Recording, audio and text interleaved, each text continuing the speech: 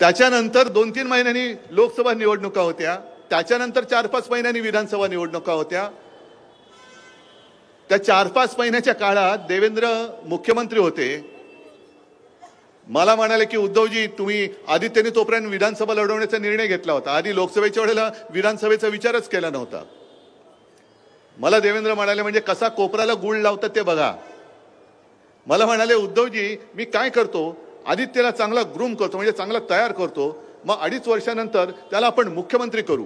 म्हटलं हो काहीतरी त्याच्या डोक्यात घालू नका, लहान आहे तो, त्याला पहिलं आमदार म्हणून तो त्याची कारकीर्द सुरू करतोय, तुम्ही त्याला तयार नक्की करा, पण लगेच मुख्यमंत्रीपद वगैरे डोक्यात काही घालू नका.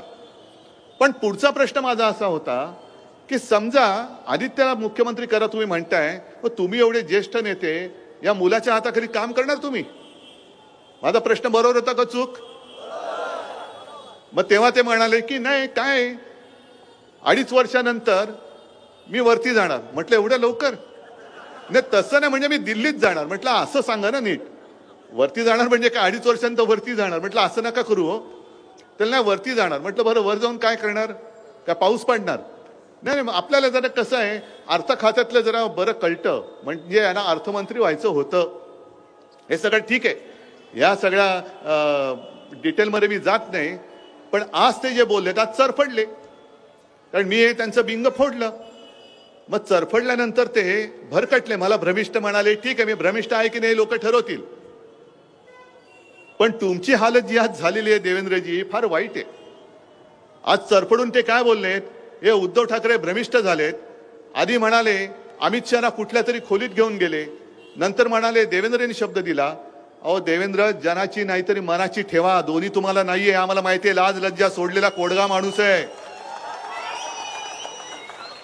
कारण ज्याला तुम्ही कुठली तरी खोली म्हणताय ती खोली तुमच्यासाठी कुठल्या तरी खोल्या बऱ्याच असतील, त्या खोल्यांमध्ये तुम्ही काय करता आम्ही नाही बघू इच्छित. पण ज्याला कुठली तरी म्हणताय ती कुठली तरी नाही, मातोश्रीमध्ये ज्याला आम्ही मंदिर मानतो ती बाळासाहेबांची खोली आहे. आणि त्याच खोलीत अमित शहा नाक रगडायला आले होते बाळासाहेबांच्या फोटो समोर, तीच ती खोली. आणि त्या खोलीत अमित शहानी तुम्हाला नो एंट्री केली होती, मी नाही. अमित शहानी सांगितलं होते तू बाहेर बस, तू बाहेर बस, 2 मोठी माणसं बोलतायत, तू बाहेर बस. मग तुम्हाला माहिती पण नाही. आणि त्याच खोलीमध्ये अटलजी आले होते, अडवाणीजी आले होते, राजनाथजी आले होते, प्रमोदजी यायचे, गोपीनाथजी यायचे. पण तुम्हाला तुमच्या नेत्यांनी बाहेर बस सांगितलं होतं, मी नव्हतं. त्याच्यामुळे तुम्हाला त्या खोलीचं महत्व माहिती नाहीये. ती खोली आमच्यासाठी मंदिर आहे. आणि तिला तुम्ही नालायक माणसा तू कुठली तरी खोली म्हणतोस. होय, मी आज मुद्दामून नालायक म्हणतोय, कोडगा म्हणतोय, कारण माझ्या भावना या त्या बाळासाहेबांच्या खोलीबद्दल या अत्यंत संवेदनशील आहेतच. कधी कुठे जाताना, चांगलं कार्य करायला सुरू करताना त्या खोलीत जाऊन आम्ही शिवसेना प्रमुखांच्या तसबिरीसमोर आणि माझ्या माचा फोटो आहे त्याच्यासमोर नतमस्तक होतो. एवढं पावित्र्य आम्ही त्या खोलीला दिलेलं आहे. आणि तिला तुम्ही कुठली तरी खोली बोलता. जाऊ द्या, तुमच्या विचाराची खोलीच तेवढी आहे, विचारायला खोलीच नाही तुमच्या, उथळ विचाराचे तुम्ही आहात. आज जे तुमच्या विरुद्ध चहू बाजूनी देशामध्ये सगळे जे काय रान पेटलेलं आहे ते रान तुम्हाला विझवता येत नाहीये. अनेक ठिकाणी गावागावामध्ये तुमच्या सगळ्या चेल्या चपाट्यांना गावबंदी झालेली आहे. अगदी अशोक चव्हाणांना बघा, त्यांच्या सभेमध्ये लोकांनी गोंधळ घातलेला आहे. आता अशोक चव्हाणांना वाटत असेल अरे मी जो काय काँग्रेसमध्ये होता तो बरा होतो, मला निदान लोक विचारपूस तरी करायची, आता घामच पुसावा लागतोय. विचारपूस तर सोडूनच द्या, गावातून पण हाकलून दिले त्यांना. म्हणजे एवढी वाईट हालत झालेली आहे.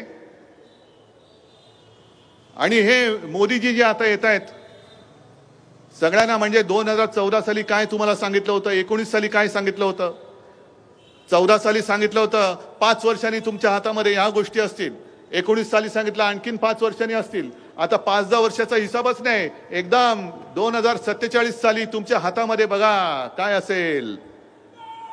2047 साल कोण बघणार आहे? मोदीजी मी कोणाचं वाईट चिंतत नाही. मग मी तुम्ही 2047 सांगतो, मी सांगतो 2050 साली बघा मी काय देतो तुम्हाला. मग काय वाटेल ते बोलायचं, उगाच काहीतरी सांगायचं. तुम्ही आज सगळेजण इकडे आलेला आहात,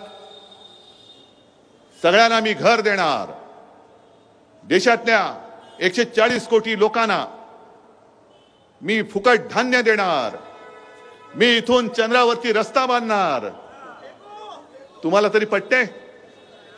पण 2 वेळेला आपण कसे फसलो? आपण काय विचार केला सगळ्यांनी? समजा मी तुम्हाला सांगितलं मी इथून चंद्रावरती डायरेक्ट तुम्हाला ब्रिज करून देईन. मी सगळ्यांना विचारतो महाविकास आघाडीतल्या, तुम्हाला शक्य आहे भाई? शक्य आहे? नाहीये. पण मी सांगतो, मग तुम्ही काय विचार कराल? अरे माहितीये मला होणार नाही, हे तर नाहीच सांगतायत, पण हा सांगतोय देणार, तर हा देणार सांगतोय, याला मतं तर देऊन बघू. मग झालं, मत दिलं की अच्छे दिन आएंगे, 15 लाख रुपये येणार, या सगळ्या थापा. आणि आता एवढ्यावरती शिल्लक नाही राहिलेलं. भाई तुम्ही जे बोललात की ही मुंबई अशीच नाही मिळाली, आणि 105 हुतात्मे हे नोंद झालेले हुतात्मे आहेत. पण त्याच काळामध्ये एक परदेशी व्यक्ती, पत्रकार महिला ताया झिंकिन या मुंबईमध्ये आल्या होत्या. त्यांनी एक पुस्तक लिहिलंय, रिपोर्टिंग इंडिया. त्या पुस्तकात त्यांनी नमूद केलंय की जो गोळीबार तेव्हा झाला होता आणि जे गोळीबारामध्ये मृत्युमुखी पडले होते त्यांना बघायला त्या हॉस्पिटलमध्ये गेल्या, तेव्हा जवळपास 200 ते 250 शव त्यांच्या समोर अशी पडलेली होती. 200 ते 250. ही एवढी रक्त सांडून मिळवलेली ही आम्ही मुंबई आहे. घाम गाळून कष्ट करून कमावलेली ही मुंबई आहे. आणि मुंबई हे देशातली सगळ्यात जास्त कर भरणारी एक नगरी मुंबई, आर्थिक केंद्र, आर्थिक राजधानी. आणि हेच त्या मोदी शहांच्या पोटामध्ये दुखतंय. मुंबई कशी काय असू शकते? अहमदाबाद असायला पाहिजे. मग जे मुंबईमध्ये आहे ते घेऊन जा अहमदाबादला. हिरे व्यापार घेऊन गेले, इतर अनेक गोष्टी ज्या कर रूपाने आपल्याला महसूल देत होते ते सगळेचे सगळे उद्योग आणि ऑफिस, अगदी सिमेंट पासून त्या अडानीमध्ये कुठली सिमेंटची कंपनी घेतली ती कंपनी सुद्धा त्यांनी ऑफिस अहमदाबादला, गुजरातला घेऊन गेले. माझं गुजरातबद्दल काही असूया नाहीये, गुजरातबद्दल काही द्वेष आहे असं अजिबात नाही. उद्या आपलं इंडिया आघाडीचं सरकार आल्यानंतर गुजरातच्या हक्काचं काय असेल ते आम्ही जरूर देऊ. गुजरातवरती अन्याय करणार नाही, अजिबात करणार नाही. पण मोदी जे करतायत की तुम्ही माझ्या महाराष्ट्राच्या तोंडातला घास काढून जे गुजरातला भरवत आहात तो घास आम्ही तुम्हाला काढू देणार नाही. आता मोदीजी, आम्हीच तुम्हाला गुजरातला पाठवल्याशिवाय राहणार नाही. तुम्ही सगळं आमच्याकडनं गुजरातला नेताय ना, मग आता जा, तुम्ही पण गुजरातमध्ये जा. तुम्ही नका जाऊ दिल्लीमध्ये, जा परत. अनेक ठिकाणी आज तर मी व्हिडिओ बघितला, घोषणा दिल्या जात आहेत, गो बॅक मोदी. हे संपूर्ण चित्र आज महाराष्ट्रामध्ये आहे आणि देशामध्ये आहे. आज मुंबई महापालिका जी लुटली जाते, जवळपास 1.5-2 वर्ष झालं मुंबई महापालिकेची निवडणूकच घेत नाहीत. एक प्रशासक तिकडे डोक्यावर ठेवलेला आहे आणि त्याच्या माध्यमातून ही लूट सुरू आहे. आणि काय काय गोष्टी ऐकल्यानंतर तर एवढं तळपायची आग मस्तकात जाते. 2012 सालापर्यंत तुम्हाला सगळ्यांना माहिती पाहिजे ही गोष्ट, मुंबई महापालिका ही तोट्यामध्ये होती, त्रुटीमध्ये होती. 640 कोटी रुपये मुंबई महापालिका त्रुटीमध्ये होती. ती आत्तापर्यंत जेव्हापर्यंत महापालिका विसर्जित झाली तेव्हा शिवसेनेची जी सत्ता होती त्यावेळेचा आकडा 90,000 कोटीच्या फिक्स डिपॉझिटमध्ये आपण ठेवी ठेवल्या होत्या. 640 कोटी मायनस पासून 90,000 कोटी प्लस पर्यंत गेलेली आपली महापालिका. आणि हा सगळा कॉन्ट्रॅक्टरचा कारभार जो चाललेला आहे, उगाच आम्ही बोलत नाही सूटबुटकी सरकार. रस्त्याची कामं काढतायत, आणखीन कसली कामं काढतायत, बरं काढा तुम्ही कामं. पण आता परिस्थिती अशी निर्माण होईल की कालांतराने मुंबईमध्ये विकास कामं तर ठप्प होतील, पण मुंबईच्या सफाई मजदूरांना सुद्धा पगार द्यायला मुंबई महापालिकेकडे पैसा शिल्लक राहणार नाही. सगळ्या ह्या मिंदे आणि शहा मोदींच्या मित्र कॉन्ट्रॅक्टरनी लुटलेली मुंबई असेल, भिकेला लावून टाकलेली मुंबई असेल. म्हणजे आमचं वैभव आहे. अनिल देसाई, तुम्ही जे बोललात की प्रत्येक वेळेला हिमालयाच्या मदतीला सह्याद्री धावतो, तसंच देशाच्या पूर्ण अर्थव्यवस्थेला मुंबई आधार आहे. जवळपास 36 ते 37% रक्कम कर, विविध कराच्या रूपाने ही एकटी मुंबई भरते. तिचं महत्व तुम्ही खतम करताय. आज बीएसटीला देण्यासाठी यांच्याकडे पैसे नाही आहेत. बीएसटीच्या कर्मचाऱ्यांना ग्रॅच्युटी द्यायचे, नाही देतात पैसे. पण मेट्रोचं जे काम आहे, मेट्रोचं काम हे राज्य सरकार आणि केंद्र सरकारचं काम आहे. पण मेट्रोच्या कामासाठी MMRDA 3,000 कोटी रुपये त्या माझ्या मुंबई महापालिकेच्या कष्टाच्या पैशातून उचलून MMRDA त्यांच्या कॉन्ट्रॅक्टरच्या उरावरती घालते. हा कुठला उपराटन आहे? सरकारच्या हाताखालची ती MMRD आहे. मुंबई महापालिकेला किती वर्ष झाली? 100, 125, 150 वर्ष झाली. आणि MMRD आत्ता आत्ता आली. आणि आता माझं मत असं ठाम झालेलं आहे की जर हे मिंदे सरकार त्यांच्या कॉन्ट्रॅक्टर मित्रासाठी MMRDच्या माध्यमातून मुंबई महापालिकेची तिजोरी लुटत असेल तर आमचं उद्या जे सरकार येईल ते आल्यानंतर एक तर आम्ही MMRDच रद्द करू किंवा MMRDची कार्यकक्षा मुंबई महापालिकेच्या बाहेर टाकून देऊ तिला. तुम्ही माझ्या मुंबईच्या जागा विकतात. मुंबईची जागा जी BKCची होती, आर्थिक केंद्र तिकडे येणार होतं, ती बुलेट ट्रेनच्या घशात घातली. तिकडचा सगळा कारभार जो आहे तो MMRDकडे आहे. मग तिकडे महापालिकेचं काही चालत नाही, फक्त मंजुरी द्यायची महापालिकेने, कचरा उचलायचा, शौचाचं सगळं सांडपाणी वाहून न्यायचं, सगळ्या सेवा पुरवायच्या. पण अधिकार हे टिकोजीराव MMRD आहे आणि त्यांचे मित्र. ही मुंबईची पूर्णपणे लूट चाललेली. 3,000 कोटी रुपये आज लुटतायत. आणखीन काही काळ जर राहिले अख्खी मुंबई लुटून टाकतील. आणि प्रत्येक वेळेला दर महिन्याला यांची हीच इच्छा आहे की तुम्ही मुंबई मुंबई म्हणता, पगार देण्यासाठी सुद्धा रोज तुम्हाला उठून भिकेचा कटोरा घेऊन आमच्या दारात दिल्लीला उभं राहायला लागेल. हे तुम्हाला मान्य आहे? तुम्ही कष्टाने कमवता आणि ते सगळे दिल्लीवाले लुटतायत. एकतर काही उद्योग येऊ देत नाहीत, रोजीरोटीचा पत्ता नाही, कॉन्ट्रॅक्टरचे सगळे खिसे भरून टाकतात, महापालिका कर्मचाऱ्यांना द्यायला पगार उद्या ठेवणार नाहीत, BST साठी काही नाही पण मेट्रोच्या उरावरती सगळं घालतात. अरे एवढं तर आता कमीच झालं. पण कोविड काळाचा उल्लेख जो तुम्ही केलात, त्या कोविड काळामध्ये घोटाळे झाले म्हणून आपल्या लोकांना बदनाम करतायत. किशोरीताई आल्यात का इकडे? किशोरीताई महापौर होत्या, त्यांच्यावरती किती नालायक माणसं आहेत. त्या बॉडी बॅगचा घोटाळा केला. म्हणजे जसा अटलजींच्या सरकारमध्ये जॉर्ज फर्नांडिस यांच्यावरती कारगिलच्या युद्धात शवपेटिकांचा घोटाळा म्हणून बोंबाबोंब झाली होती, त्यातनं काय निघालं नाही निघालं तुम्हाला माहिती आहे. पण आता कोविडच्या काळात मुंबईने जे अतुलनीय काम केलं, त्या कामाला कुठेतरी कलंक लावायचा म्हणून कसा घोटाळा झाला. खिचडीमध्ये घोटाळा, बॉडी बॅगमध्ये घोटाळा. तरी बरं, परवा त्या कोर्टाने असं कानफटवले मिंदे सरकारला, पहिला पुरावा दाखवा, पुरावा दाखवा, कुठे घोटाळा कुठे झाला दाखवा आणि नंतर या. आता ते बघितल्यानंतर आता आपल्याला कळलं पाहिजे की यांना काय पुरावं की गाढवं या सरकारला, हे तुम्ही ठरवायचं आहे. म्हणजे वाटेल तसं बदनाम करून टाकायचं, कोणाच्याही अंगावरती चिखल उडवायचा, वाटेल ती बदनामी करायची. आणि बदनामी केल्यानंतर घाबरला तर ये माझ्या पक्षामध्ये. हे जसे आत्ता काल परवा पण आपल्याकडनं कोणतरी गेलं तिकडे, बदनाम करून टाकायचं.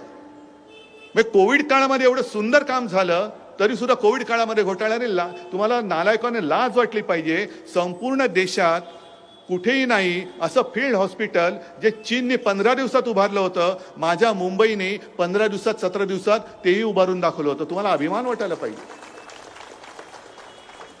अख्ख्या महाराष्ट्रामध्ये कोविडची चाचणी करणारी जी काही केंद्र होती, लॅब होत्या, त्या फक्त 2 का 3 होत्या. त्या आपण वर्षभरामध्ये जवळपास 600-650च्या वरती आपण ती केंद्र घेऊन गेलो होतो.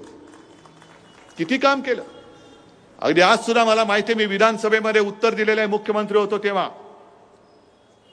कोविडची सुरुवात झाली तेव्हा संपूर्ण राज्यात सगळे ऑक्सिजन, व्हेंटिलेटर, साधे बेड हे सगळे मिळून जर बेरीज केली असती तर ती जेमतेम 7-8 हजार होत होती. 7-8 हजार. आणि तुम्हाला समाधान वाटलं पाहिजे की एका वर्षाच्या आत आपण त्याची संख्या 3.5 लाखाच्या वरती गेली होती. 3.5 लाख. एका वेळेला आपण जवळपास 1.25 लाख रुग्णांना ऑक्सिजन देऊ शकू एवढी एक सिद्धता सज्जता आपण केली होती. मला दाखवा दुसऱ्या कोणत्या राज्याने केली होती. मोदीजी तुम्ही जे म्हणताय गुजरातनी तरी केली होती एवढी सज्जता.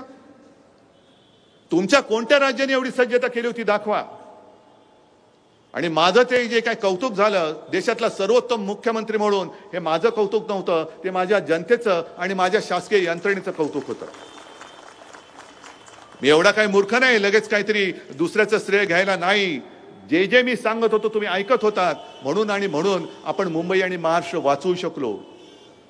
पोलीस असतील, अगदी वैद्यकीय सेवा देणारे कर्मचारी असतील, त्यांनी सुद्धा जीवावरती बेतेल बेतू दे पण आम्ही रुग्ण वाचवणार. आणि अशीच एक रुग्णसेविका पुण्याच्या ससून हॉस्पिटलमध्ये रुग्णाची सेवा करताना कोरोना होऊन तिचं निधन झालं. तिचं नाव अनिता पवार. आपण सरकारने जाहीर केलं होतं कोविड योद्ध्यांना जर कोविड काळामध्ये कोविडने मृत्यू झाला तर 50 लाख रुपये देऊ. मग ती अनिता पवार तिचा मृत्यू झाल्यानंतर कोविडने मृत्यू झाल्यानंतर तिच्या यजमानाने सरकारकडे मागणी केली, ह्याच मिंदे सरकारकडे. नाही म्हणाले, नाही देता येणार. मग ते कोर्टात गेले. कोर्टाने तिकडे पण कान फटवलं आणि कोर्टाने यांना सरकारला विचारलं की तुमच्यात काही संवेदना आहेत की नाही, माणुसकी काय आहे की नाही.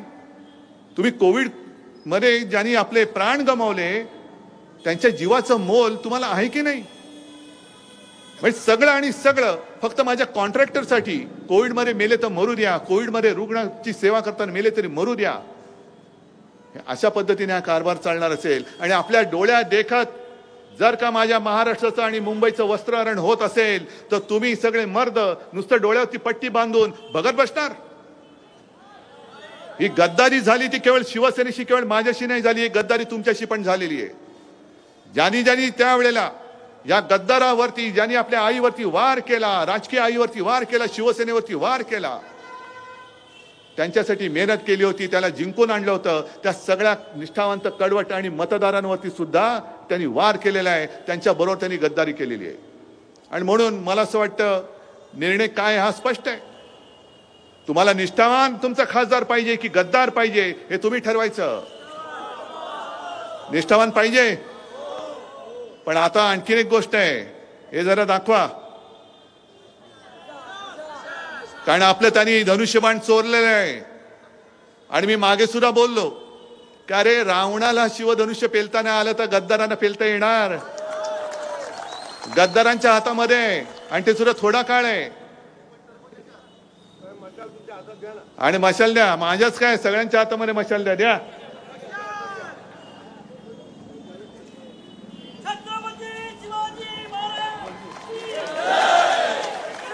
शाबास. तिकडे पण मला मशाली दिसत आहेत. आणि ही मशाल केवळ एवढीच नाहीये तर इथे सगळ्या जमलेल्या तुम्ही मशालीच आहात. अन्यायाविरुद्ध आणि गद्दारी विरुद्ध पेटून उठलेला आहात. आणि या मशाली पेटल्यानंतर हुकुमशाहीची जी काही एक राजवट, हुकुमशाहीची जी काही राजवट आपल्या देशावरती येऊ पाहते ती मशालीच्या आगीमध्ये जाळून भस्म करण्याची ताकद ही तुमच्या प्रत्येकाच्या मनगटात तर सोडा, फक्त एका बोटामध्ये आहे. सगळ्यांना जे असं वाटतंय की मोदी सरकारचा पराभव कोण करणार, मुळामध्ये माझं म्हणणं आम्हाला मोदी सरकार नकोच आहे. आम्हाला भारत सरकार पाहिजे. आम्हाला भारत सरकार पाहिजे, मोदी सरकार नको आहे. आणि मोदींना अजून माझ्या सर्वसामान्य माणसाच्या एका बोटाची ताकद कळलेली नाहीये. तुमच्याकडे ईडी, इन्कम टॅक्स, सीबीआयची ताकद असेल, पण आज संपूर्ण देशाच्या मतदारांच्या फक्त एका बोटावरती तुमच्या सकट तुमच्या ईडी, इन्कम टॅक्स, सीबीआयचे 12 वाजवण्याची हिंमत यांच्यामध्ये आहे. आणि म्हणून उद्यापासून आता मी ग्रामीण भागामध्ये दौऱ्यावरती जाईनच. आपली एक प्रचाराची सांगता सभा मला वाटतं 17 तारखेला होणार आहे. त्यावेळेला पुन्हा तुमच्याशी संवाद साधेन. पण तोपर्यंत तुम्ही ही आपल्या या वॉर्डामध्ये आपली मशाल, जिथे जिथे आपल्या मुंबईमध्ये जे जे आपले मित्र पक्ष आहेत त्यांच्या निशाण्या या प्रत्येक कार्यकर्त्यांनी प्रामाणिकपणाने लोकांसमोर घेऊन जायचे आहेत. मग जिथे पूर्ण महाराष्ट्रभर जिथे शिवसेनेची मशाल असेल तिथे शिवसेनेची मशाल, काँग्रेसचा हात असेल तिकडे काँग्रेसचा हात, आणि जिकडे राष्ट्रवादीची ही तुतारी असेल तिकडे तुतारी ही घराघरामध्ये घेऊन जा. हातामध्ये मशाल धरून विजयाची तुतारी, विजयाचं रणशिंग फुंका.